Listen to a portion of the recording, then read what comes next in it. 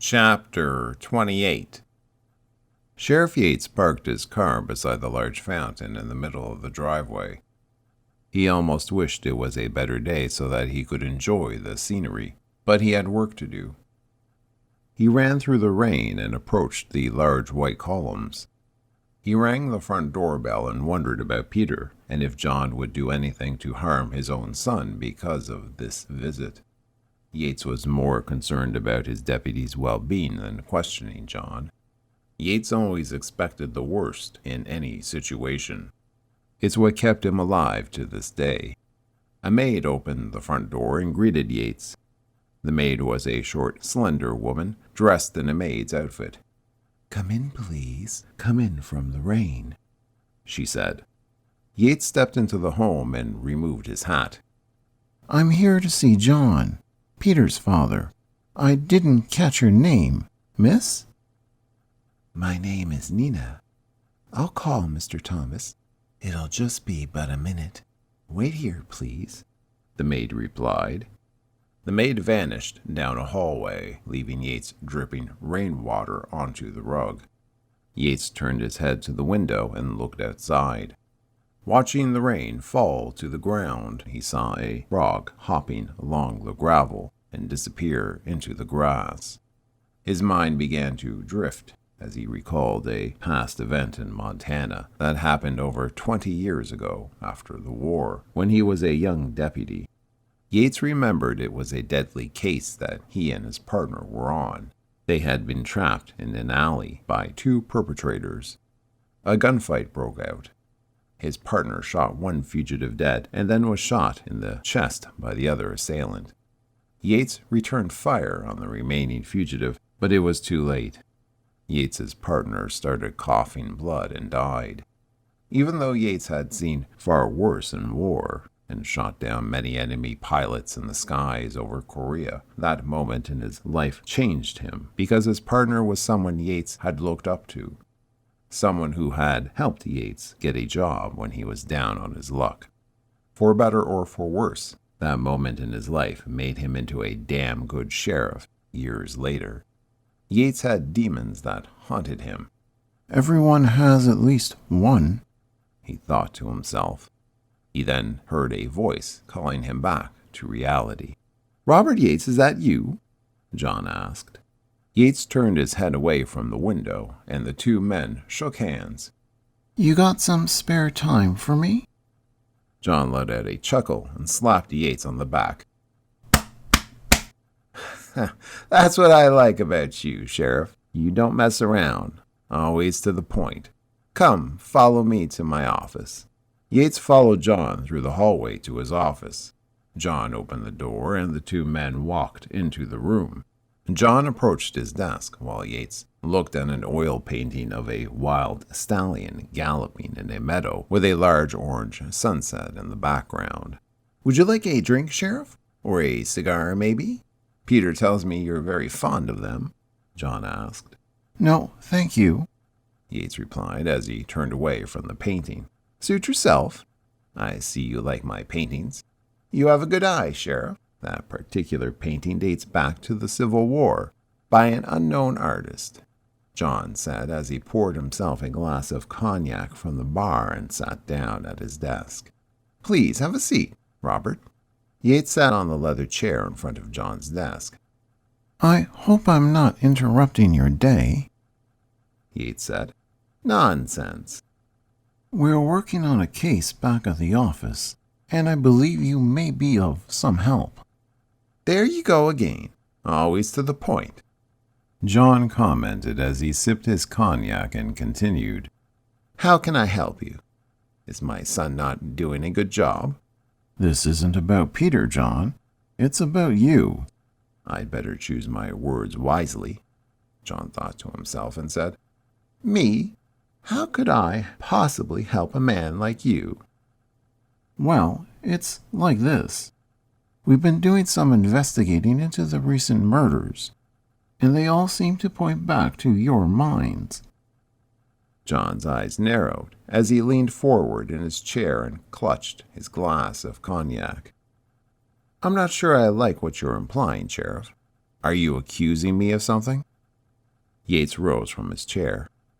No, I'm just here paying a friendly visit and letting you know that I've got my eye on your minds from now on, he said, trying to intimidate John. John rose from his chair. Sheriff, you have nothing to worry about with me. I run a legitimate business here. I'm sure you do, but do you know anything about a man by the name of Cornelius Bennett? John became agitated. Who? You know, Cornelius. He works for you, doesn't he? There are so many people working for me, Sheriff. You can't miss the guy. Tall, bald and bulky with tattoos. Likes to go by the name of Jeb sometimes and wears crystal skull rings on his fingers. Skulls and tattoos? John paused for a moment. Sheriff, if there is such a man in these parts, I'm sure you'll find him sooner or later. Yates started for the office door. You can count on it, he replied. Let me walk you out, Sheriff. We must do this again, John said as they walked into the hallway. I'm sure we will, John. Let me leave you with this before I go.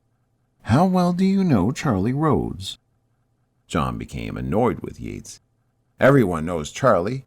He owns the bar. I was just curious if the two of you ever worked together in the past. A drop of sweat formed on John's brow. I reckon not. Are you sure?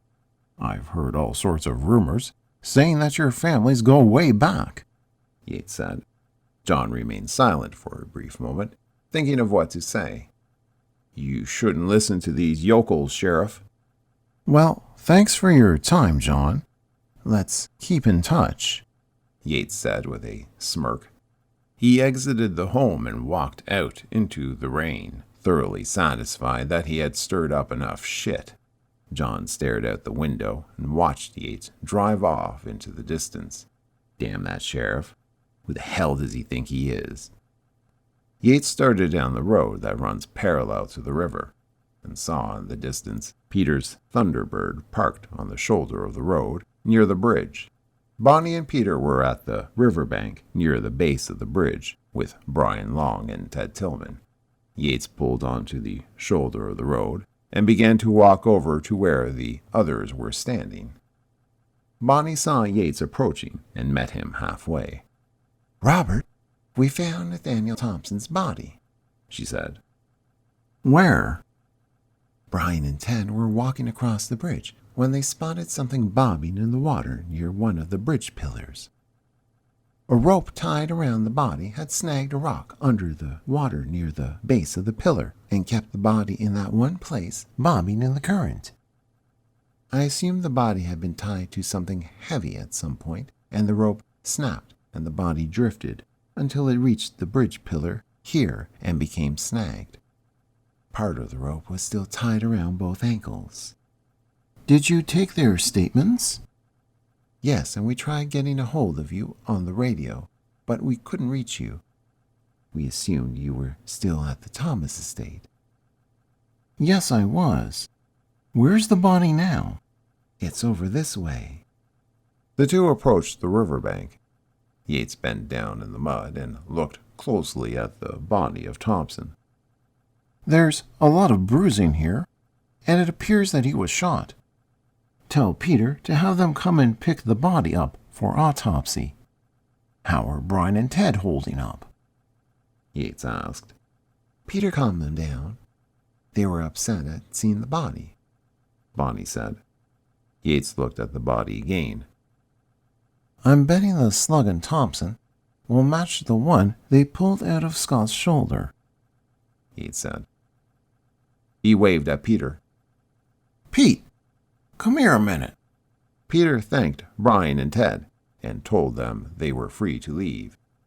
Peter walked over to where Yates and Bonnie were standing, near the body. Yes, Sheriff, sir? My visit with your father went well, but watch what you say around him from now on. Do you think he'll give me any trouble?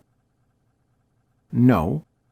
After talking to him, I don't think he will. but I also don't want you to accidentally tip him off of any activity we may be doing. If he asks you any questions, keep your replies short and to the point, and don't let on that you know anything." "I'll make sure, sir." The three officers began to walk back up the inclination of the riverbank, when suddenly they heard in the distance the faint sound of a dirt bike coming in their direction. Yates stopped in his tracks as they came to the roadside and put a finger to his lips. "Quiet," he said. The sound got louder as the officer saw that same orange Honda dirt bike with a broken fender approaching rapidly.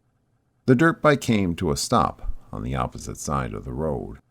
The exhaust of the bike belched balls of smoke as the driver revved the engine. The driver was wearing a full leather bodysuit and helmet. No one knew who it was. The driver unzipped the leather bodysuit and pulled out a handgun. Bonnie and Peter immediately pulled their revolvers out, but Yates held them back. "Wait a minute," he said. The driver leaned over, placed the handgun on the ground, and kicked it over to the officers. Yates took a rag out from his pocket and bent down to retrieve the weapon, just as the driver revved the engine and tore off down the road. The three officers looked at the weapon sitting on the rag in Yates's hand. "What do you suppose that was all about?" Bonnie asked. "I don't know just yet, but I have a notion that someone is up to something, and that gun might be the one piece of evidence we need," Yates replied. "Wow, she's smoking hot!" Peter drooled. "Whoa, Nellie, down, boy," Bonnie said. "Who do you suppose that was?" Peter asked. "Are you kiddin'? Her boobs were busting out of her leather suit. I'd bet it's Shauna," Bonnie said. "Hey, was she the one who conked me on the head?" Peter asked. "Probably," Yates said. "If she conked Peter, then who conked me?" Bonnie asked. "I'm sure we'll find out soon enough, but for now, we'll play along," Yates said.